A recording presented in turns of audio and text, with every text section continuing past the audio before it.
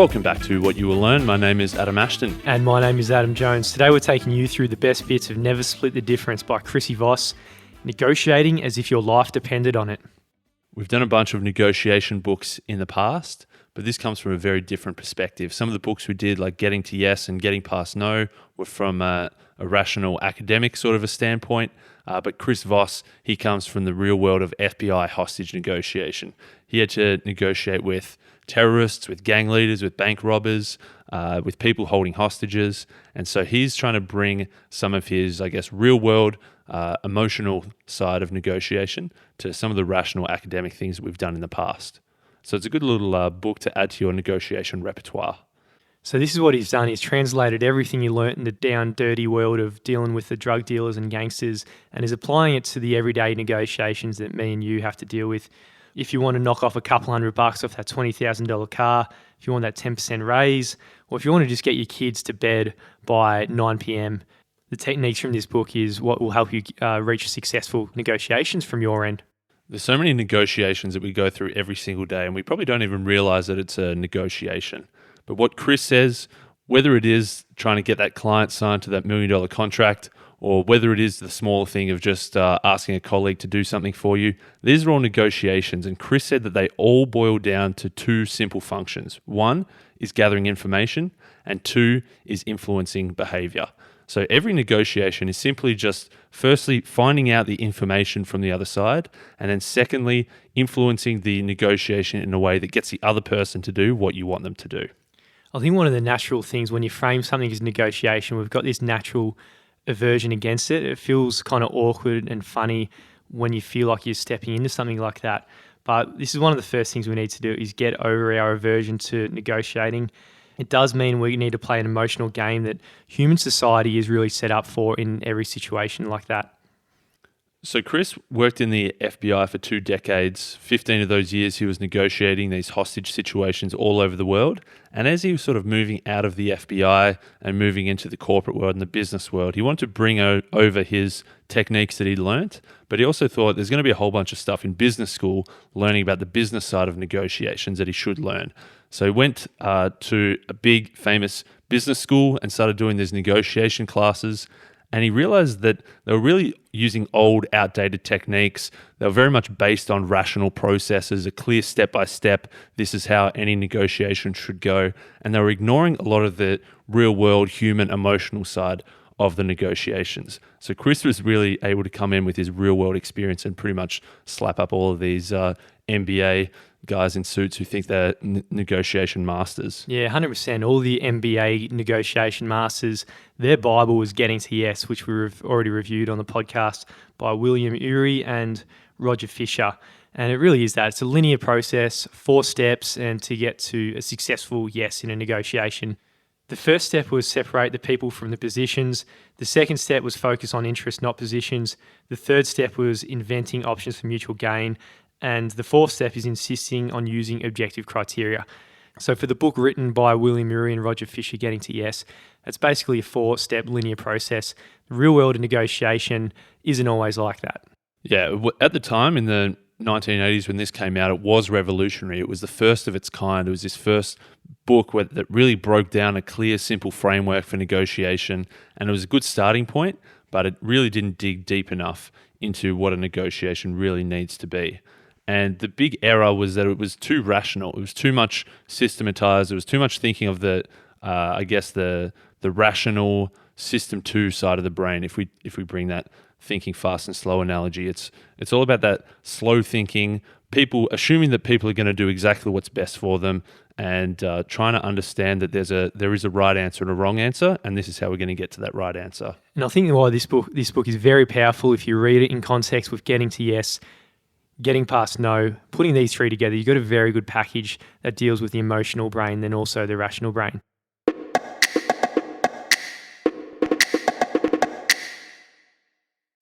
One important part of a negotiation is getting comfortable, making the other side comfortable, and then gathering information and extracting vital information from the opponent in your negotiation. So good negotiators going in, they know that they have to be ready for any kind of surprise. But the great negotiators aim to use their skills to reveal all those surprises beforehand, especially the ones that they already know going into negotiation exist. Experience has taught these great negotiators that the best way to prepare is to consider all the possible different scenarios that could pop up. Holding multiple hypotheses and thinking that there are different paths that this negotiation could go down is a far better strategy than predicting how it's going to go and expecting the path ahead of you, only to be surprised later when something completely different pops up. So the goal at the very start of negotiation when you're going in, you want to be getting as much information from the other side as possible. So every little bit of information that they're going to give you is going to help you on your goal of getting the best possible outcome for yourself. And in any negotiation, when they're not talking, they're really just thinking about their own arguments. And when they're talking, they're making their own arguments. And this is what most people do when they negotiate. Both sides are just thinking about what they're about to say, then they say it. Then the other side just thinks about what they're saying, then they say it. But for us right now, we want to be listening as much as we can. And it's all about the one-way flow of information you're caring about. Is like what they're giving you and what they're revealing in your direction. We've spoken about it a lot in the past. So most people are just, if they're not talking, they're just thinking about what they're going to say next. So in any negotiation, that's pretty much all they're doing. They're not really listening to what you have to say. They're just planning their next rebuttal. So if you can take a step away from that, if you can be the one who's actively engaged, who's actively listening, it's a way to, I guess, disarm your counterpart. It makes them feel safe. It makes them feel heard. It makes them feel understood. Because most people go through life never really being heard, especially in negotiations like this. So in that word, safe's what it's all about. If you let them feel safe, they're going to talk more about what they want. And the first tactic we've got to let them talk and reveal information is in the way you use your voice. So the voice is a very powerful tool in any communication that you do with people. You can use it intentionally to reach into someone's brain and flip an emotional switch in any direction you really want. You can change them from being distrusting to trusting. You can take their nervous energy and make them calm. And in an instant, you can just make them flip in any direction you want. Most people don't consciously think about their voice and how they're using the voice. And because they don't think about it consciously, they're probably using the wrong voice, which will set off these emotional triggers in people's mind. It'll pop up red flags. Chris says there's really only 3 tones you should ever use as a negotiator. One is a positive and playful voice. The second is the late night FM DJ voice. And the third, which should be very, very, very rarely used, is something direct and assertive. Anything other than that, you're probably likely to trigger off some fear in people's brains, and they'll start going way off from the path that you want them to be on. Yeah, so Chris really likes the late night DJ voice. I really like that as well. I don't know if you listened to Love Song Dedications by Richard Mercer.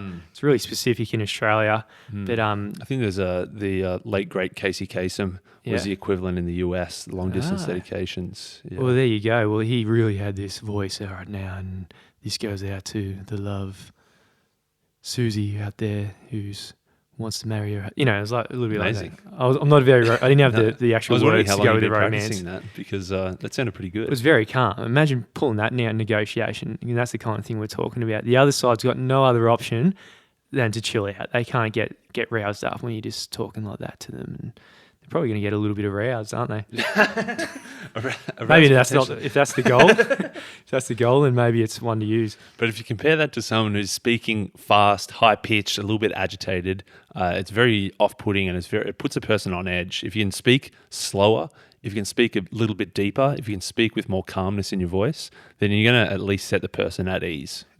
Ease is the goal, so we want to do anything we can to radiate and make the feeling and the emotion that's in the room as warm, as comforting as possible. And the other time is that most of the time you should be using this positive, playful voice as well, in that you shouldn't be taking it too seriously. You should be brushing everything off. A bit of laughter, a bit of lightheartedness is going to go a long way in a negotiation. If you get knuckled down into something that's too serious, too aggressive, people are going to put their walls up. Whereas if you're playful, if you're enjoying yourself, it lets them relax a little bit more and enjoy themselves as well. So the second tactic we've got in our arsenal is all about mirroring. So I think normally when you hear mirroring, you can do it in terms of your posture, in terms of your tone of voice, in terms of just tapping your feet or in doing anything like that to do exactly what the other person's doing. And they're just going to feel comfortable and just think, all right, he's one of us, she's one of us. And in doing that, you're going to make the situation much more warm and comforting. But Chris goes another step further. He actually repeats exactly the words they're using And in doing that, they just keep revealing and revealing more information. Oh, they keep revealing more and more information, do they? Yeah, they keep revealing more information. Oh, shit, you got me. That was pretty good. lame. It was pretty lame, but I thought I was trying to work out when's he going to end here. But basically, Chris, he says like you can literally say the last 3 words that they say, you can turn that back onto them. And if they've probably got an idea in their head, if you just prompt them with the last 3 words that they say with a bit of a raised inflection as if you're asking a question, they're probably going to go off on another ramble and you're going to get more and more information about them. If you're asking, say, for a 10% raise and then the boss goes, upper management are having budget constraints, and you might respond, upper management are responding with budget constraints. And they go, oh yeah, they're doing budget constraints and blah, blah, blah. And they're just going to keep revealing more and more information, keep repeating what they're saying. And then you got a smorgasbord of things you can work with. Yeah. One example here was he was talking to a bank robber, and the bank robber, they'd been trapped inside. And once Chris got on the phone, the bank robber, they'd been trapped inside. They took a few hostages of people who worked at the bank. And once Chris got on the phone, the guy was pretty pissed off because he said, our getaway vehicle's not out the front. You guys chase them away. And Chris just said, we chased them away. And the guy went on to say, yeah, as soon as he saw the police cars, our getaway driver took off. And so just by using this one mirroring where we repeated the last couple of words as a bit of a question, they actually found out all this additional information because they didn't even know that there was a getaway driver before. And now that they knew that there was a car that was out the front who was going to be their getaway driver, they were able to go out and look at the CCTV. They actually ended up finding the getaway driver and finding his car. So it was just from this one piece of mirroring that he used, he was able to get so much more information that led to the eventual capture of the bank robber. Yeah, I really like this, playing a little bit with the emotional brain. And he says mirroring, it's going to be very awkward when you first start using it. I haven't really found myself in a situation, but I might give it another crack at it. But I think it will be very, very awkward when you do it. But it's going to be it's going to be a very important tool in your toolkit in your future negotiations. Yeah, and one important thing he says here is probably use your late night FM DJ voice. You drop your mirror in, and then the important part is silence. As you say, it could be a bit awkward at first, but you got to leave at least that 4 seconds of silence to allow that mirror to work the magic. And they're going to be feeling the same discomfort as you do, so they want to fill that silence. So they're probably going to then start talking again. Yeah, it's a big component throughout the book. It's that silence and let that awkwardness fill in.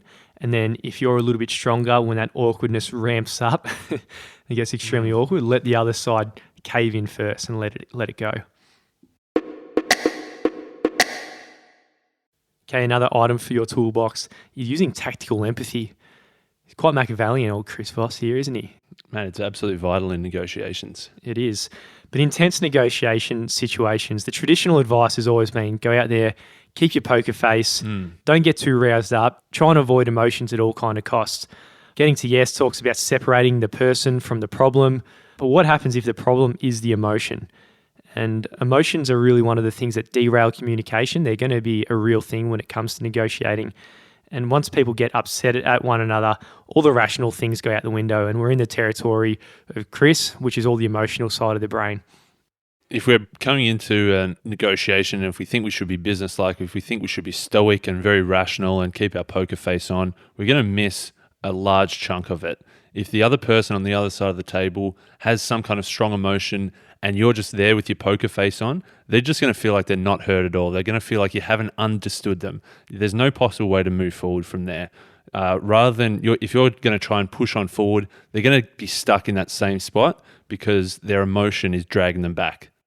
So the goal here is to make sure that the other party, they know that you understand exactly where they're coming from. And this is what he means by tactical empathy. What's the best way to let the other group or the other party understand that you know what they're on about? And so the way we really show this tactical empathy is that we label exactly what they're feeling. So the technique here for this tactical empathy, so that we can show the other side that they know that we understand them.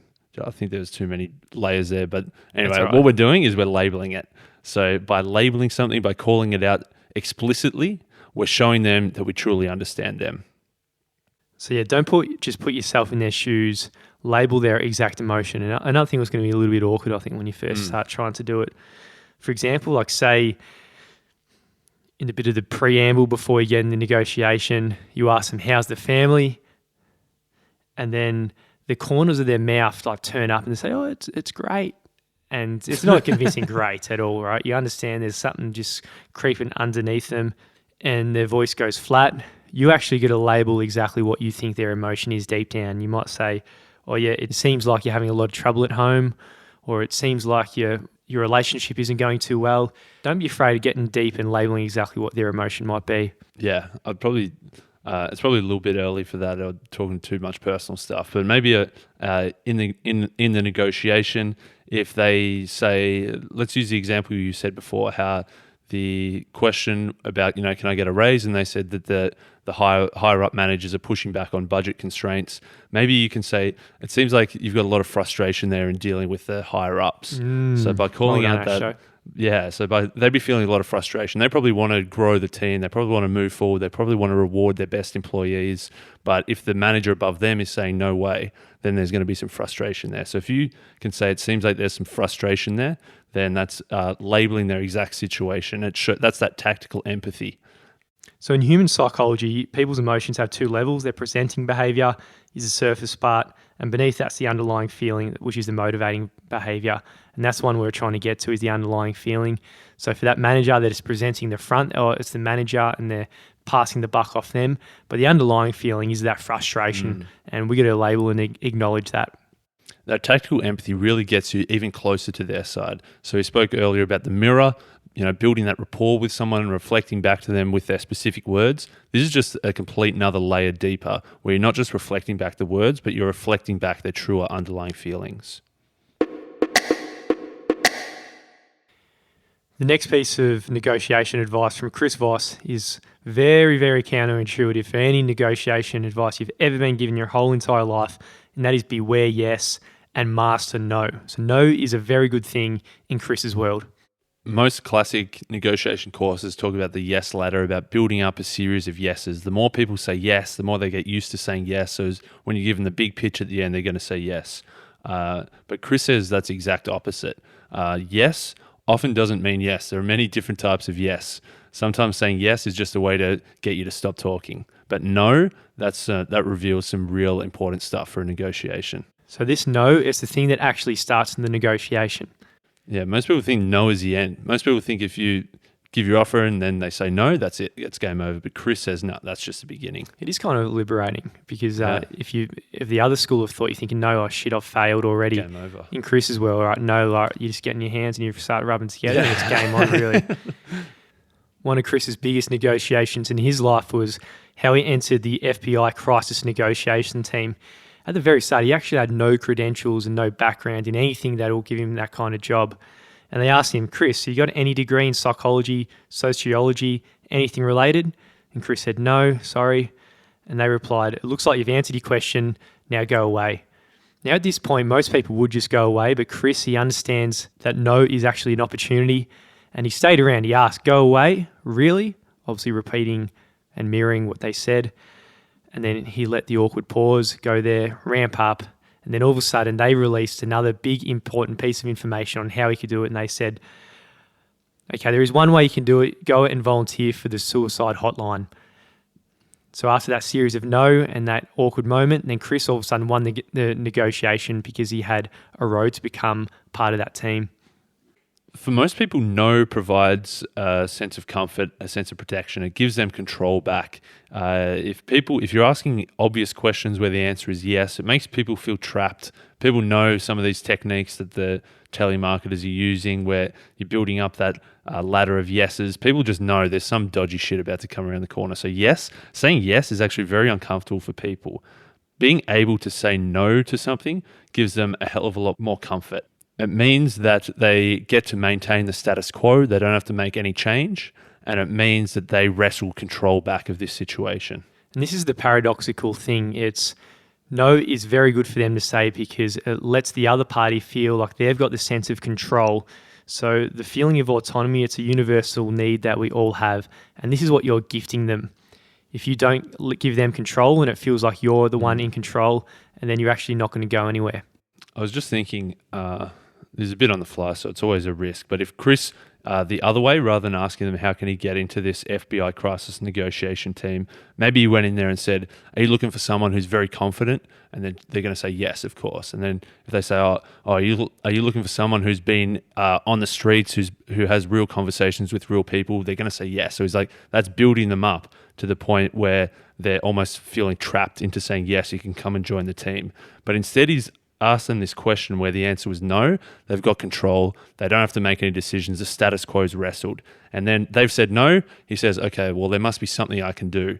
And from that point, they've got the full control. They've said no, and they can choose whatever comes next. So anything that they recommend next is going to be something that's comfortable to them. Yeah, he says you're not going to logically convince them that they're in control. So again, we're talking about this irrational, emotional brain, and this is the trick to get them.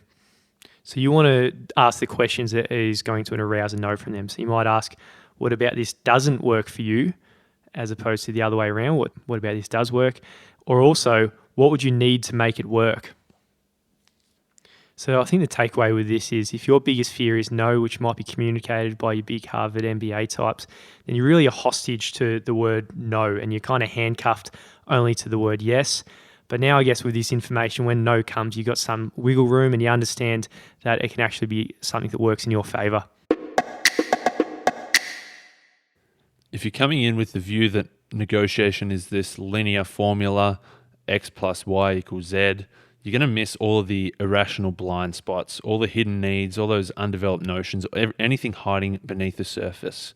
Once you can shift your perspective and recognize that there is this entire world below the surface of the spoken, all these unspoken needs, all these thoughts, you've really opened yourself to a much bigger and more important part of the negotiation universe.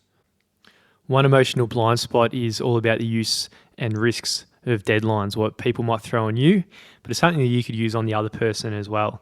So you need to find a way to make time your ally. Time is one of the most crucial variables in any negotiation. The simple passing of time and its sharper cousin, the deadline, are the screw that pressures every deal to the conclusion. So this is something we can use every time. Yeah, Chris says that a lot of deadlines, he reckons they're not really deadlines. If the other side really, really wants something and they say you need to decide by 12 p.m. today, he says often if they really want it, it's not really a hard and fast deadline. They're probably using this as a tactic against you to make you feel trapped, to make you feel the pressures of scarcity, the pressures of time, and this perceived deadline in your mind is going to make you act irrationally.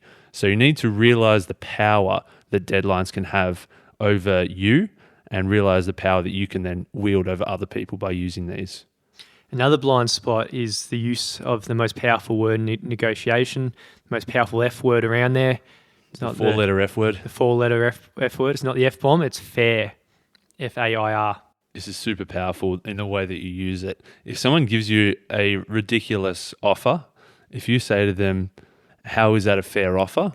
Then that's really going to put it back on them, because in any negotiation, people want to at least feel the perception that they're being fair, that both sides are getting a win-win. If you don't say to them, hey, this is not fair, but if you ask them, how is this a fair offer? It puts it back on them to rationalize or to explain why it's fair.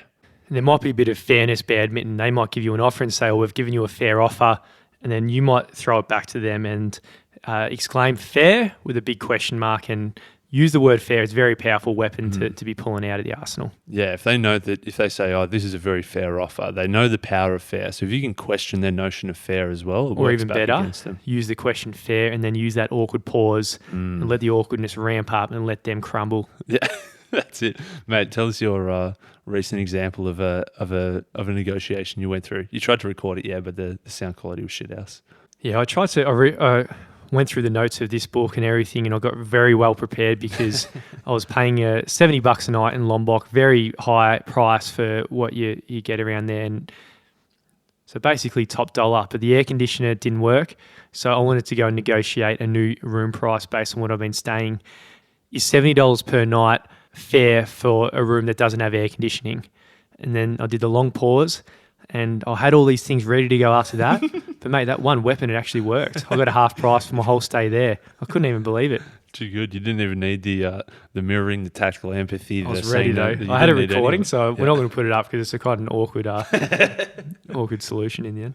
But that's good, using that fairness. Another big one is anchoring expectations. This is another way you can bend people's realities and emotions. Mate, that just triggered the brain. I actually did this as well. Oh, nice. Exact same thing. So when I went up to him to negotiate, I said, hey, you're going to think I am the worst customer you've ever had at this place, and I'm the biggest pain in the ass, and I'm just an upper-class Westerner with first world problems. I did that to anchor their expectations for me to say something ridiculous. Yeah. Followed that up with a fair word, and that was it, mate. I cleaned them up. Too good. No win-win, just win-lose, baby. Don't grow that pie, mate. Just slice it up in your favour. That's it.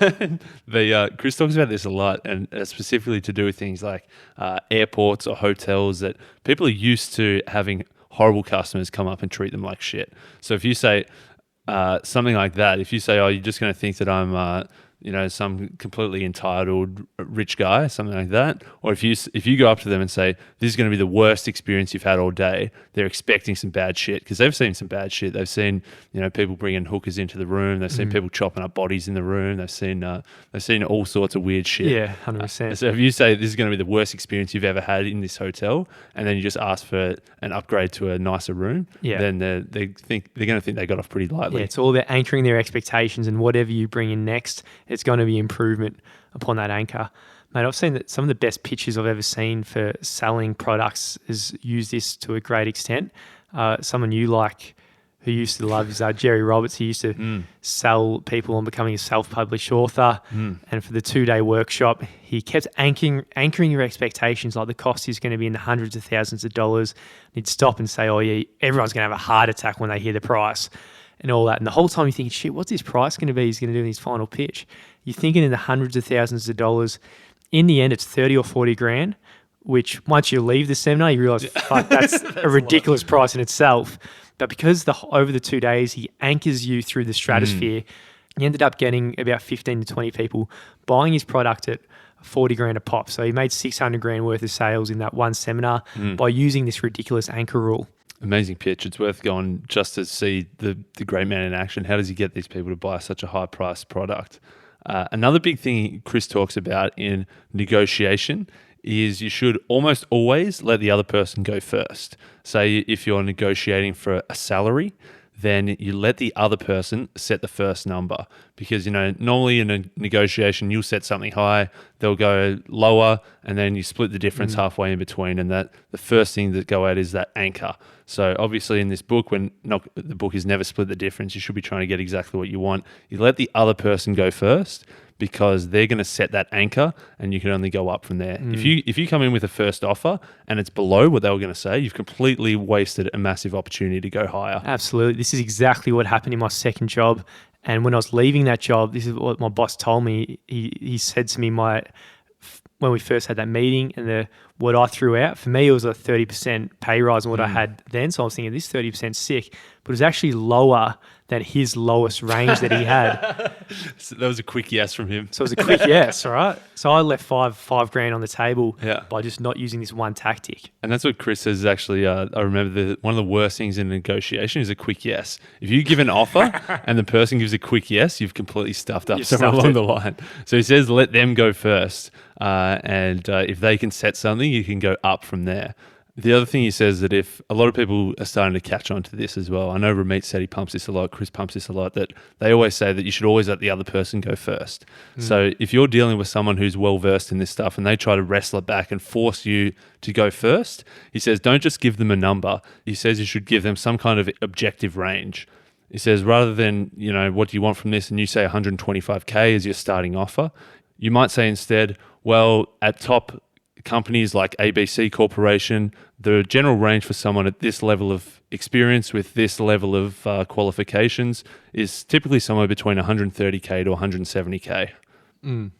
So that's what you're doing at first. And then the other thing that you've got in your arsenal, if you have to go first, is doing that, but also having it as an anchor. So I think going as an extremely high price is something that you can do as your first hit.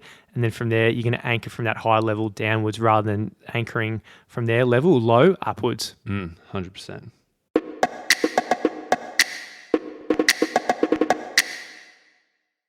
Okay, so that's Never Split the Difference. It covers in a very good detail the emotional and irrational side of the brain when it comes to negotiation. I recommend people listening go back and listen to Getting to Yes and Getting Past No. I think all three of those episodes and those three of the books will make you an extremely powerful negotiator. I'm 100% sure of that. But what we covered in this episode is some of the things you should be doing is extracting as much information as possible from the other side by making them feel comfortable. You can do that by using the voice, such as the FM DJ voice. You can mirror them. Another thing you can be doing is using tactical empathy. So with that, you're labeling their emotions so the other side knows that you've been listening and you understand who they are and what they're actually saying. So that's the first part of it. That's the gathering information aspect of it. And then the influencing behavior aspect of it, that's when you bring in the no. You let them feel comfortable. You let them feel as though they're in control by letting them say no, not being afraid of somebody saying no, and realizing that no is not the end of a negotiation. It's just the beginning. And then as we're moving into more behavior influence stuff, we're bending their emotions. We're using deadlines tactically to our advantage. We're understanding the power of the word fair, and we're using anchors in our favor as well.